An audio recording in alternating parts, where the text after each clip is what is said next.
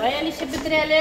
Молодец бит ул. Әнә шулай һәрберсенә исеме белән яратып эндәшә, рәхәтләнеп сөйләшә ул. Роза Гатина яңа гына туган бозауларны карый. Аның карамагында 80-нән артык баш.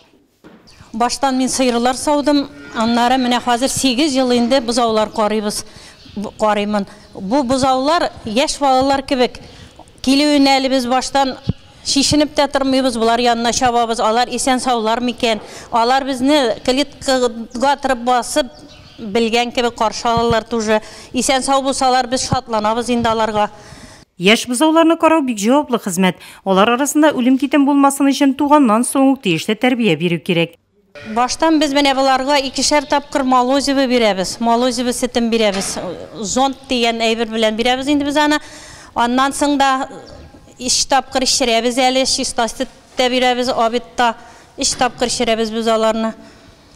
Алларына бия курымнар салабыз, акшар салабыз, тыз салабыз, суларын гел алыштырып, сулар салып торырга кирәк, суны да бик яратып ишәләр.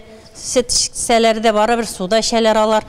Яхшы караганга тәүлеклек артым әйбәт. Роза ханым иртәнге 6-да бозаулар янында. Биредә эш сменалап оештырылган. Үз хезмәтенә намус белән караганга Роза Гатина турында хезмәттәшләре дә яхшы фикердә. Шуның хәтле ялларны яхшы иттереп карый, родилкадагы привес моның дәлиле булып күренә. Безнең родилка бирә 700-800 грамм привес. Сохранность 98% бозаулар арасында. Бу инде карый вакцинацияларыннан. Гомерен терлекчелеккә багышлаган Роза ханым бу көннәрдә хезмәтенә күрә хөрмәтләнде. Фидакар хезмәт өчен медальгә ия булды ул. Канатландыра инде, бик зур рәхмәт инде шулай эшләгән эшеңне күреп, шундай зур дәрәҗәле исемнәр биргән өчен. Алдан 11-нче елны заслуженный животновод дигән медаль бирделәр. Вакытыбыз килеп ала, китереп куя, шатланып киләбез, шатланып кайтабыз.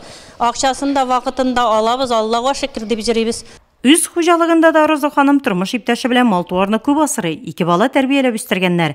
Хезмәт белән көн күргән Гатинар гаиләсе авылдашлары арасында да хөрмәтле.